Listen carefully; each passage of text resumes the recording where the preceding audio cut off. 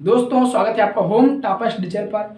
दोस्तों ज्योमेट्री अर्थात ज्यामिति के इस लेक्चर नंबर 33 में आपको बताऊंगा most important question related to sine rule अर्थात साइन रूल से संबंधित अति महत्वपूर्ण प्रश्न। ठीक, देखिए यहाँ पे जितने साइन रूल के कॉन्सेप्ट हैं सब लिख दिए हैं, फार्मूले कॉन्सेप्ट जो भी कहिए आप। अब ये कैसे आया है, इनका डेरिवेशन हम पिछले वीडियो में करा चुके हैं, lecture number 31 and lecture number 32। दो वीडियो में आपको बताया हूँ साइन रूल क्या होता है, ये कॉन्सेप्ट कैसे आए हैं उसको बताया। इसमें आपको क्या कराऊंगा, इन सब डेरिवेशन जो आप कराए हैं, जो फार्मूले निकले हैं, इन सब से संबंधित क्वेश्चन कराऊंगा। अगर साइन रूल आपको आ गया तो आप बहुत से प्रश्नों को सेकेंडों में लगा देंगे, क्वेश्चन देखते ही आंसर बता देंगे। अगर साइन रूल आपको आ गया, आएगा क्यों नहीं भैया, इतना अच्छे से आपको बताया जा रहा है। अगर एक बार वीडियो शुरू अंत देख लेंगे ना, तो आपको कहीं दोबारा साइन रूल देखने की आवश्यकता ही नहीं होगी। ठीक है ना, इस प्रकार था देखिए, जहाँ कंफ्यूजन की बात आती है हम जान जाते हैं, वहाँ पे हम बता देते हैं, आपको पूछना नहीं पड़ेगा।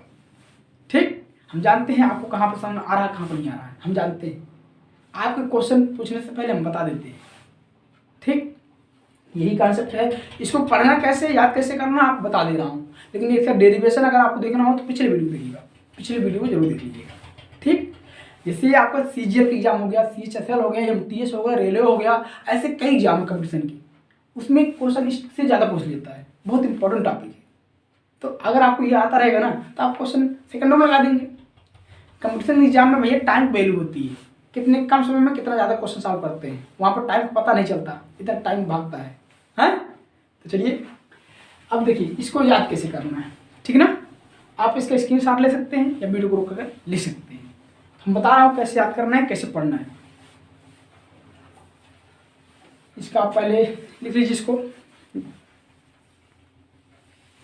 चलिए देखिए इसे याद कैसे करना है। साइन रूल में एक ट्रायंगल ABC हो गया, एक सामने A, B के सामने B, C के सामने C मान लिया गया। यहाँ से फॉर्मूला निकला है A upon sine A equal to B upon sine B equal to C upon sine B, C equal to 2R। अब R क्या है, परिवृत्त की त्रिज्या। क्या है, परिवृत्त की त्रिज्या है, जिसे अंग्रेजी में बोलते हैं सर्कम रेडियस। क्या बोलते हैं, सर्कम रेडियस। ध्यान दीजिएगा, सर्कम रेडियस क्या होता है। जैसे अगर कोई एक ट्रायंगल है ना, देख रहे हैं ये ट्रायंगल है। ठीक, ऐसा वृत्त जो त्रिभुज के तीनों शीर्षों से होकर बनता हो, देख रहे ना, ये एक वृत्त हो गया, मान लीजिए वृत्त बन गया। अब यहां से यहां तक ये जो है यही क्या है, यही परिवृत्त की त्रिज्या है। जब त्रिभुज के अंदर वृत्त बनता है तो उसे अंतःवृत्त कहते हैं, उससे अंतःवृत्त त्रिज्या उसकी होती है। जब बाहर बनता है तो बाह्यवृत्त त्रिज्या या परिवृत्त त्रिज्या कहते हैं। सब बताया भैया।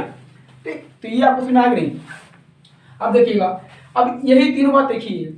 अब इसी को इस प्रकार तभी लिख सकते हैं, ये इसके बराबर, ये इसके बराबर, ये इसके बराबर, यानी एक दूसरे के बराबर हैं, तो उसको अलग अलग के रूप में लिख सकते हैं। ठीक, और दूसरा फॉर्मूला क्या है कि भुजाओं का अनुपात, भुजाओं का अनुपात बराबर उनके सामने के कोणों के अनुपात, साइन के साथ। ठीक, अब इस फॉर्मूले से सब डेरिवेशन हुआ है, देखेंगे तो क्लियर हो जाएगा।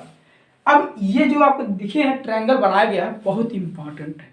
देखिए 30, 60, 90 के केस में, देख रहे हैं ना, 30, 60, 90 के केस में ट्रायंगल चाहे जैसे बना देगा, घुमा फिरा, कोई दिक्कत नहीं है।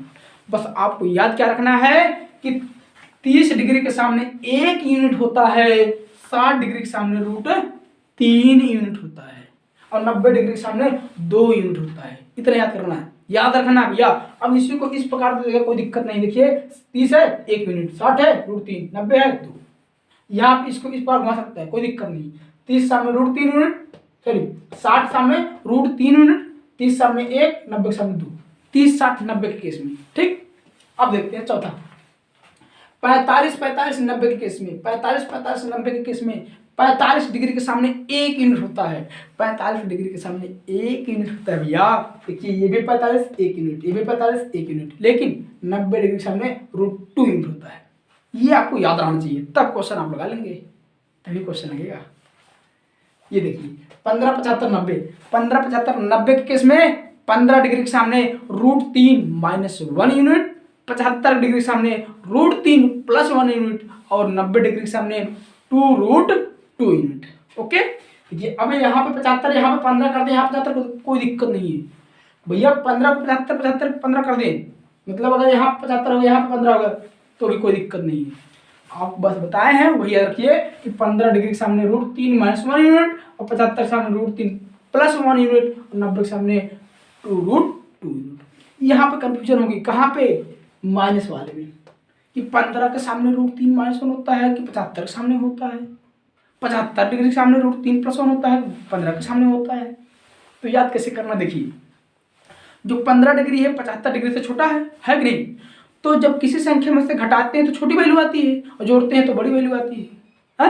तो 15 वाले में क्या माइनस, देखिए √3 -1, √3 में से 1 घटाएंगे तो छोटी वैल्यू आएगी अर्थात क्या 15 डिग्री और जोड़ेंगे तो क्या 75 डिग्री, बड़ी वैल्यू आएगी बड़ी डिग्री, छोटी वैल्यू आएगी छोटी डिग्री।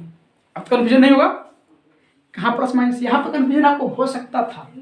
ठीक, आप देख रहे हैं कि यहाँ पर 90 के सामने 2√2 आ रहा है, यहाँ पर 90 के सामने √2 आ रहा है, यहाँ 90 के सामने 2 आ रहा है, लेकिन आपको बताया ना केस याद रखिएगा, किस केस में 90 के सामने क्या आ रहा है, 30 60 90 के केस में 90 के सामने 2 और 45 90 के सामने √2 और क्या 15 75 90 के केस में 2√2, किसके सामने 90 के सामने, सुना रहा ना। चलिए तो अब देखिए लास्ट है छठवां कांसेप्ट, 120 30 30 अर्थात 30 30 120 के केस में 120 डिग्री के सामने √3 यूनिट और 30 डिग्री के सामने 1 यूनिट, ये 30 है 1 यूनिट, ये 30 है 1 यूनिट, तो ये क्या है 120 √3 याद रहेगा, याद रहना चाहिए। ठीक, देखिए जितने भी ट्रायंगल हैं, ट्रायंगल के तीनों कोणों का योगफल कितना होता है 180 अंश होता है। अगर आपको 2 कोण पता है तीसरा कोण निकाल सकते हैं कि नहीं, दोनों को जोड़ेंगे 180 में से घटाएंगे तो आ जाएगा। कोई भी तीनों कोण चेक करिए, देखो 180 आएगा। सब बता चुका हूँ ट्रायंगल प्रॉपर्टी के बारे में। ट्रायंगल का ये आपका 19वां लेक्चर है ना, 18वां 19वां लेक्चर है ये, 15 से स्टार्ट हुआ है, 15 से प्लेलिस्ट बना वहाँ पे देखने को मिल जाएगा। तो इससे आप नोट कर लीजिए, फिर हम क्वेश्चन देखते हैं। ओके, तो नोट करिए आप।